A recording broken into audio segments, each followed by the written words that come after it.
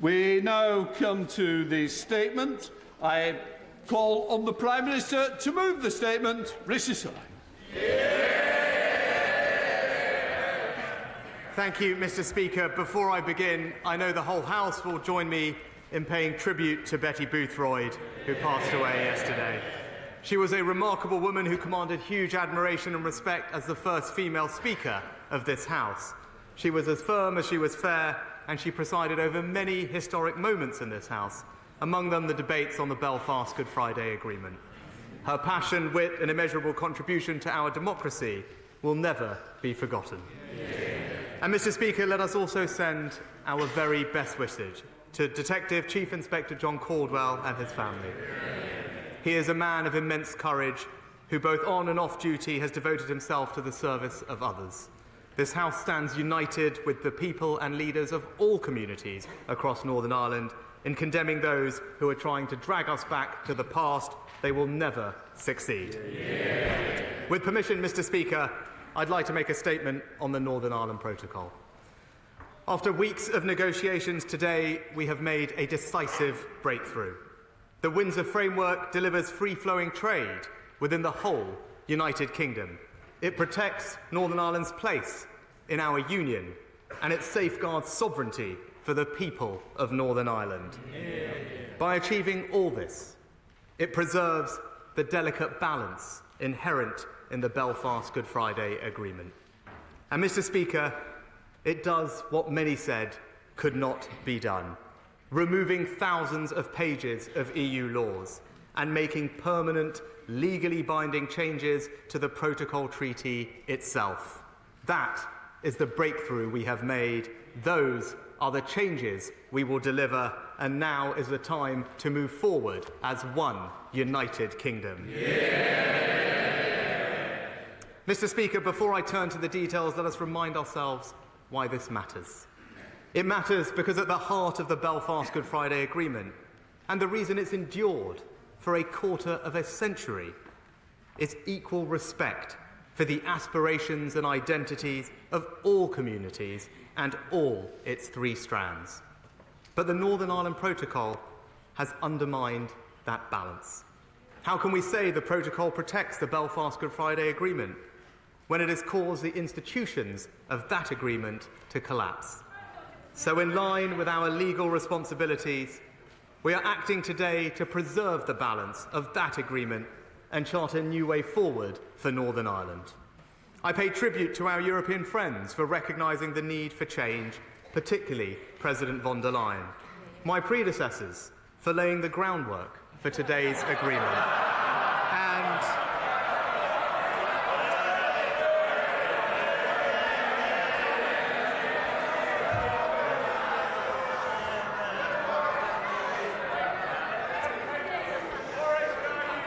and my right honourable friends, the Foreign and Northern Ireland Secretaries, for their perseverance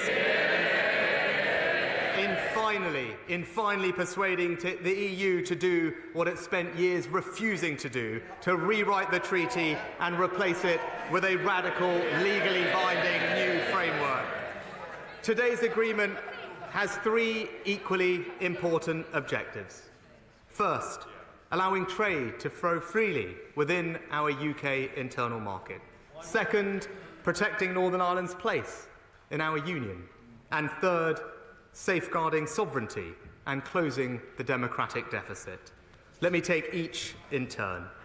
Mr. Speaker, core to the problems with the Protocol was that it treated goods moving from Great Britain to Northern Ireland as if they were crossing an international customs border.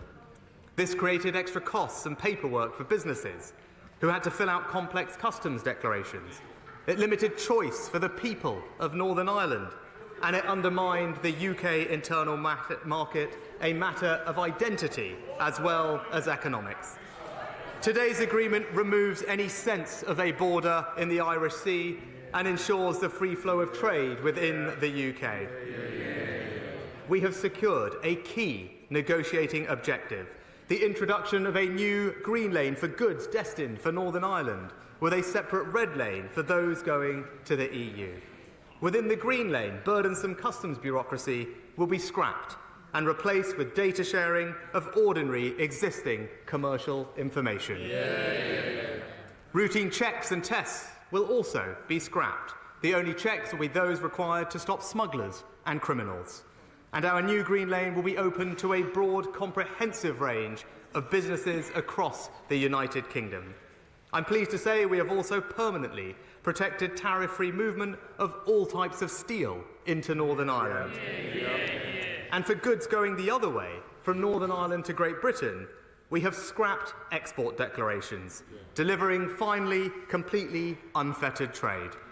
And Mr. Speaker, the commitment to establish the Green Lane is achieved by a legally binding amendment to the text of the treaty itself. This is fundamental, far-reaching change, and it permanently removes the border in the Irish Sea. Mr. Speaker, perhaps the single most important area of trade between Great Britain and Northern Ireland is food. 3/4 of the food in Northern Ireland's supermarkets comes from the rest of the UK. Yet the protocol applied the same burdens on shipments from Cairnryan to Larne as between Holyhead and Dublin. If it was implemented in full, we would see supermarket lorries needing hundreds of certificates for every individual item, every single document checked, supermarket staples like sausages banned altogether, more delays, more cost, less choice. So today's agreement fixes all this with a new, permanent, legally abiding approach to food. We will expand the Green Lane to food retailers, and not just supermarkets, but wholesalers and hospitality too. Instead of hundreds of certificates, lorries will make one simple, digital declaration to confirm that goods will remain in Northern Ireland. Visual inspections will be cut from 100% now to just 5%. Physical checks and tests will be scrapped unless we suspect fraud, smuggling or disease. And so there will be no need for vets in warehouses. Of course, to deliver this, we need to reassure the EU that food imports won't be taken into Ireland. So we will ask retailers to mark a small number of particularly high-risk food products as not for EU, with a phased rollout of this requirement to give them the time to adjust. And more fundamentally, we have delivered a form of dual regulation for food, the single biggest sector by far for East-West trade and one of the most important in people's lives. Under the protocol, retail food products made to UK standards could not be sold in Northern Ireland. Today's agreement completely changes that. This means the ban on British products like sausages entering Northern Ireland has now been scrapped. If it's available on supermarket shelves in Great Britain, then it will be available in supermarket shelves in Northern Ireland. We will still need to make sure that goods moved into Northern Ireland don't risk bringing in animal and plant diseases, but that's clearly a common sense measure, never opposed by anyone, to prevent diseases circulating within the long-standing single epidemiological zone on the island of Ireland. And Mr. Speaker, that brings me to the treatment of parcels. If the protocol was fully implemented, every single parcel travelling between Great Britain and Northern Ireland will be subject to full international customs. You'd have needed a long, complex form to send every single parcel, even a birthday present, for a niece or nephew. And you could have only shopped online from retailers willing to deal with all that bureaucracy, with some already pulling out of Northern Ireland. Today's agreement fixes all of this. It achieves something we've never achieved before, removing requirements of the EU Customs Code for people sending and receiving parcels. Families can rightly send packages to each other without filling in forms. Online retailers can serve customers in Northern Ireland as they did before, and businesses can ship parcels through the Green Lane, all underpinned by data sharing by parcel operators with a phased rollout and time for them to adjust. So, Mr. Speaker, no burdensome customs bureaucracy, no routine checks, bans on food products scrapped, Steel tariff rate quotas fixed, tariff reimbursement scheme approved, vet inspections gone, export declarations gone, parcels paperwork gone. We have delivered what the people of Northern Ireland asked for and the command paper promised. We have removed the border in the Irish Sea. But Mr. Speaker, to preserve the balance of the Belfast Good Friday Agreement, we also need to protect Northern Ireland's place in our union. The Windsor framework is about making sure that Northern Ireland gets the full benefit of being part of the United Kingdom in every respect. Under the protocol, in too many ways, that simply wasn't the case. Take tax. When I was Chancellor, it frustrated me that when I cut VAT on solar panels or beer duty in pubs, those tax cuts didn't apply in Northern Ireland. Now we've amended the legal text of the treaty so that critical VAT and excise changes will apply to the whole of the United Kingdom. This means zero rates of VAT on energy-saving materials will now apply in Northern Ireland. Reforms to alcohol duty to cut the cost of a pint in pubs will now apply in Northern Ireland. But because we now have control over VAT policy, we can make sure that the EU's plan to reduce the VAT threshold by £10,000 will not apply in Northern Ireland, and nor will the SME VAT directive that would have brought huge amounts of EU red tape for small businesses. We're also making subsidy control provisions work as intended. Already, just 2% of subsidy measures in Northern Ireland fall within the scope of the EU approvals under the protocol. Nevertheless, today's agreement goes further, addressing the so-called reach-back of EU state aid law. It does this by imposing stringent new tests. For the EU to argue we're in breach of their rules, they'd now have to demonstrate that there is a real, genuine and material impact on Northern Ireland's trade with the EU. That is a much higher threshold than the protocol, limiting disputes to what the 2021 command paper called subsidies on a significant scale relating directly to Northern Ireland. We've also protected the special status of agriculture and fisheries subsidies in Northern Ireland, which will be completely outside the EU's common agricultural policy. All of which means the problem of reach-back is fixed. As well as tax and spend, the UK government has a responsibility to protect the supply of medicines to all its citizens. Our ability to do that was constrained by the protocol. The biggest problem is that drugs approved for use by the UK's medicines regulator are not automatically available in Northern Ireland.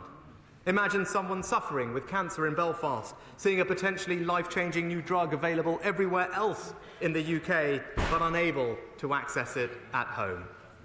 And when the current grace period ends in 2024, the situation will get worse still. Expensive and burdensome checks on all medicines, companies having to manufacture drugs with two completely different labels and supply chains, pharmacies needing to check every package with complex scanners. And when 80% of Northern Ireland's medicines come from Great Britain, those frictions pose a serious risk to the supply of medicines to the people of Northern Ireland. To fix this, today's agreement achieves something unprecedented. It provides dual regulation for medicines. The UK's regulator will approve all drugs for the whole UK market, including Northern Ireland, with no role for the European Medicines Agency. This fully protects the supply of medicines from Great Britain into Northern Ireland and once again asserts the primacy of UK regulation. The same medicines, in the same packs, with the same labels, will be available in every pharmacy and hospital in the United Kingdom. And crucially, dual regulation means that Northern Ireland's world-leading healthcare industry, which brings much-needed jobs and investment, can still trade with both the EU and UK markets. This is a landmark deal for patients in Northern Ireland. It is a permanent solution that brings peace of mind. And Mr. Speaker, the protocol also banned quintessentially British products going to Northern Ireland. When people wanted to import oak trees to mark Her late Majesty's Platinum Jubilee, the protocol stood in their way. It suspended the historic trade in seed potatoes between Scotland and Northern Ireland. And if implemented, it would create massive costs and bureaucracies for people travelling around the UK with their pets, disrupting family life and our family of nations. That's why today's agreement will lift the ban on shrubs, plants and trees going to Northern Ireland, lift the ban on the movement of seed potatoes, particularly important for Scottish businesses, and we will deliver this by expanding the existing UK plant passport scheme. And when it comes to pets, we have made sure that people from Northern Ireland will have completely free access to travel to Great Britain. And if you're a pet owner travelling from Great Britain to Northern Ireland, just make sure your pet is microchipped, and then all you'll need to do is simply tick a box when booking your travel. So whether it's lower VAT rates, lower beer duty, Jubilee Oaks in garden centres, seamless travel with pets, seamless trade in seed potatoes, or the seamless supply of cutting-edge medicines, all of this now available for everyone, everywhere in the United Kingdom. And Mr. Speaker, the Windsor framework goes further still, safeguarding sovereignty for the people of Northern Ireland and eliminating the democratic deficit. Fundamentally, the protocol meant the EU could impose new laws on the people of Northern Ireland without them having a say. I know some members of this House, whose voices I deeply respect, say that EU laws should have no role whatsoever in Northern Ireland. I understand that view. I am sympathetic to it. But for as long as the people of Northern Ireland continue to support their businesses having privileged access to the EU market, and if we want to avoid a hard border between Northern Ireland and Ireland, as we all do, then there will be some role for EU law. So the question is, what is the absolute minimum amount necessary to avoid a hard border? Today's agreement scraps 1,700 pages of EU law. The amount of EU law that applies in Northern Ireland is less than 3%. And the people of Northern Ireland retain the right to reject that 3% through next year's consent vote. However, that consent vote is about the whole protocol, so it cannot by its nature provide oversight of individual new laws. And it does not address the number one challenge to sovereignty made by the protocol, the ability of the EU to impose new or amended goods laws on Northern Ireland without them having a say. To address that, today's agreement introduces a new Stormont break. The Stormont break does more than just give Northern Ireland a say over new EU laws. It means they can block them.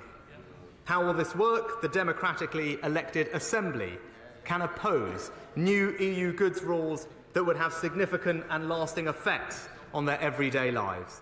They will do so on the same basis as the petition of concern mechanism in the Good Friday Agreement, needing the support of 30 members from at least 2 parties.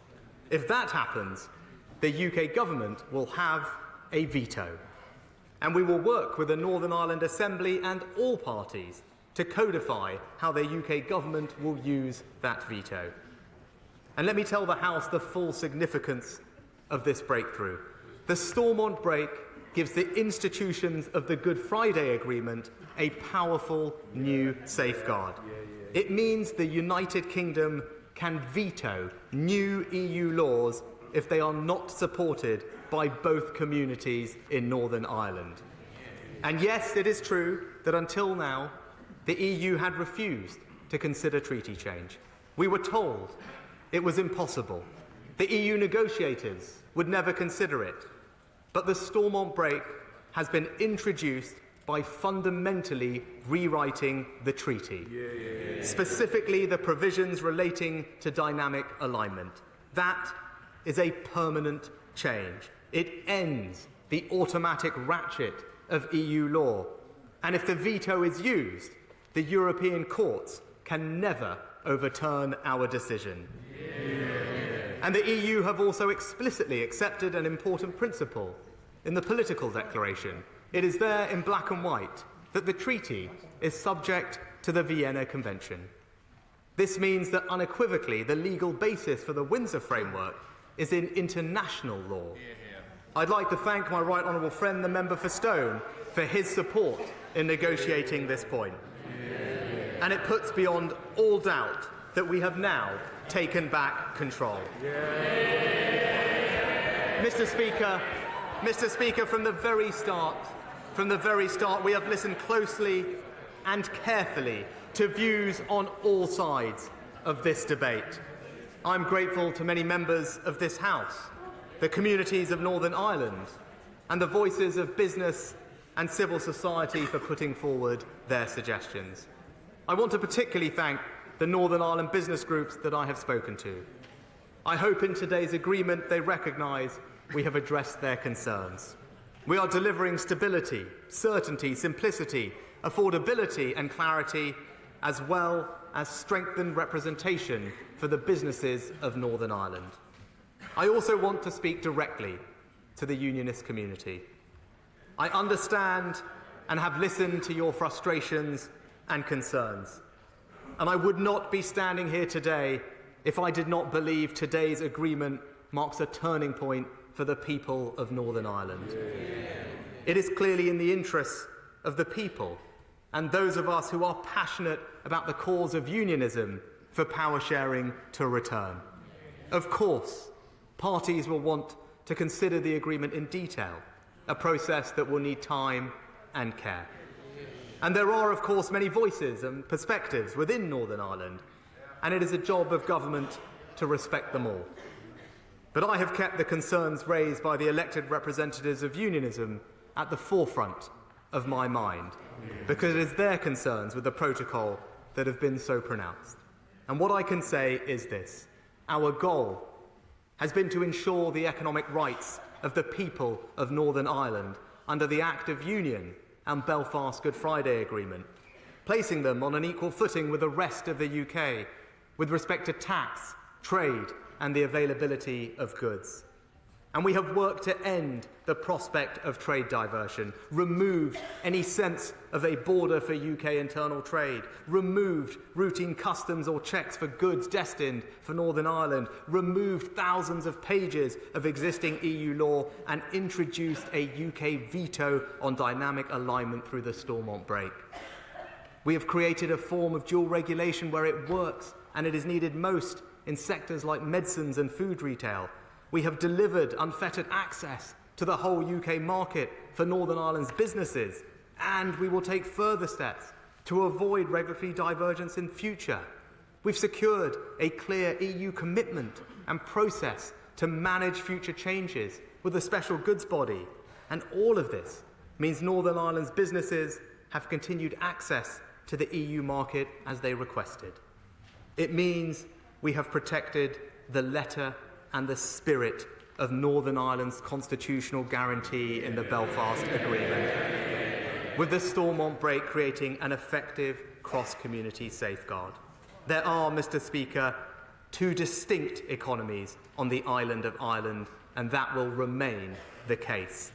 Today's agreement puts beyond all doubt that Northern Ireland's place in the internal market and United Kingdom is fully restored. Mr. Speaker, I want to conclude by directly addressing the question of the Northern Ireland Protocol Bill.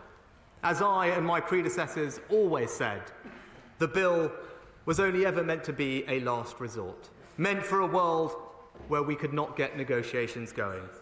As the government said at the time of introduction, our clear preference remains a negotiated solution. Now that we've persuaded the EU to fundamentally rewrite the treaty text of the protocol, we have a new and better option. The Windsor framework delivers a decisively better outcome than the bill, achieving what people said could not be done and what the bill does not offer. It permanently removes any sense of a border in the Irish Sea. It gives us control over dynamic alignment through the Stormont break beyond what the bill promised, and the bill did not change a thing in international law, keeping the jurisdiction of the ECJ and leaving us open to months, maybe years of uncertainty, disruption and legal challenge. Today's agreement makes binding legal changes to the treaty itself and is explicitly based in international law. And unlike the bill, it is an agreement that provides certainty, stability and, crucially, can start delivering benefits almost immediately for the people and businesses of Northern Ireland. Of course, the House would expect to be informed of the government's updated legal position on whether there is a lawful basis to proceed with the bill, so I'm publishing it today. It says that because we have achieved a new negotiated agreement which preserves the balance of the Belfast Good Friday Agreement, the original and sound justification legally for the bill has now fallen away. In other words, neither do we need the bill, and nor do we have a credible basis to pursue it. As such, we will no longer proceed with the bill, and the European Union will no longer proceed with their legal actions against the UK. Instead, we will pursue the certainty of a new way forward with the Windsor framework. And let me just remind the House of the full breadth and significance of what we have achieved today. We've achieved free-flowing trade with a green lane for goods, no burdensome customs bureaucracy, no routine checks on trade, no paperwork whatsoever for Northern Irish goods moving into Great Britain, and no border in the Irish Sea. We've protected Northern Ireland's place in the Union, with state aid reach-back fixed, the same tax rules applying everywhere, vet certificates for food lorries gone, the ban on British sausages gone, parcel paperwork gone, pet paperwork gone, garden centres now selling the same trees, supermarkets selling the same food, and pharmacies selling the same medicines. And we've safeguarded sovereignty for the people of Northern Ireland.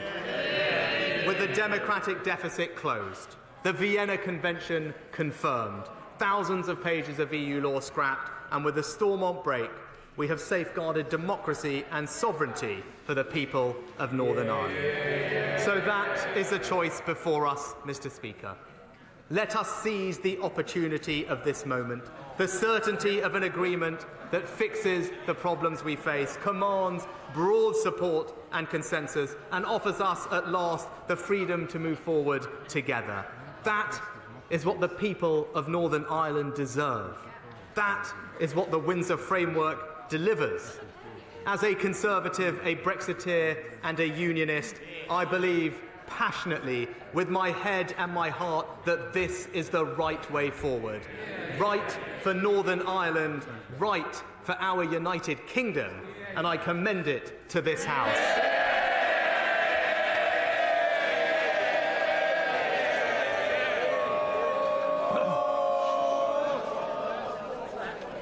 Thank you. What I want to do is make sure we get everybody in. This is a very important day. I now call the Leader of the Opposition, Keir Starmer. Thank you, Mr. Speaker, and thank you to the Prime Minister for advance sight of his statement and for the briefing I was given earlier this afternoon. I'd like to start by joining the Prime Minister in paying tribute to Betty Boothroyd. As Speaker of this House, she was at the forefront of a generation that smashed the glass ceiling for female politicians. She was an inspirational woman, a dedicated and devoted public servant who will be clearly missed by all who knew her. My thoughts, the thoughts of the whole House, are with her very many friends and family. Mr. Speaker, the Good Friday Agreement and the peace and prosperity it brought to Northern Ireland are amongst the proudest achievements of the last Labour government. But we in Labour have always recognised this achievement does not principally belong to us, but to the people of Northern Ireland, who over a quarter of a century have overcome differences that once seemed insurmountable and shown that they can work together to build a better future for themselves and for the generations to come. I had the privilege of working for a number of years with the Police Service of Northern Ireland, so that it can serve and represent both communities. But it's the police officers themselves who carried out that change. They helped make peace of the Good Friday Agreement stick. So I was deeply saddened by the shooting of DCI John Caldwell. And our thoughts, the thoughts of the whole House, are with him, his family, and with his colleagues. But, Mr. Speaker, DCI Caldwell's shooting is a reminder that we must continue to strive for peace, that we in the House must take our obligations under the Good Friday Agreement and to the people of Northern Ireland as seriously as they do. It is in that spirit that I have been clear for some time that if the Prime Minister were to get an agreement with the EU, and if their agreement is in the interests of this country and Northern Ireland, then Labour would support it. Yeah. And we will stick to our word. Yeah. We will not snipe. We will not seek to play political games. And when the Prime Minister puts this deal forward for a vote, Labour will support it and vote for it. Yeah. The protocol will never be perfect. It's a compromise. But I've always been clear that if implemented correctly, it is an agreement that can work in the spirit of the Good Friday Agreement. And now that it has been agreed, we all have an obligation to make it work.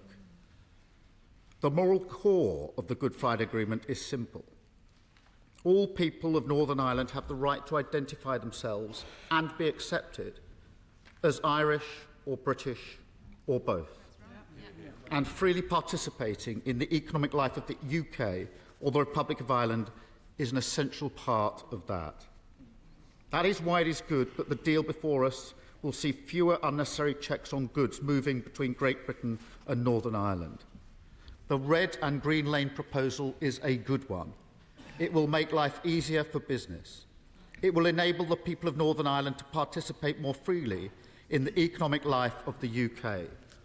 It has our full support. The protocol will continue to ensure there's no physical border on the island of Ireland. That is essential. We all know that any physical border would be a source of tension, a physical manifestation of new barriers between communities in Northern Ireland and the economic life in the Republic. This agreement will allow us to move forward as a country rather than be locked in endless disputes with our allies. It will improve our diplomatic standing, which has been damaged by the government's previous threats to break international law. And I am encouraged that the DUP has said it will look carefully at the measures that it contains. But we must be honest, this comes with trade-offs. The Right Honourable Member for Uxbridge and South Ruislip told the people of Northern Ireland that his protocol meant no forms, no checks, no barriers of any kind on goods crossing the Irish Sea after Brexit. That was absolute nonsense. A point-blank refusal to engage with unionists in Northern Ireland in good faith, never mind take their concerns seriously. And it inevitably contributed to the collapse of power sharing in Northern Ireland. And I have to say, as the Prime Minister listed all the problems with the protocol, I did rather wonder whether he'd forgotten who negotiated it. So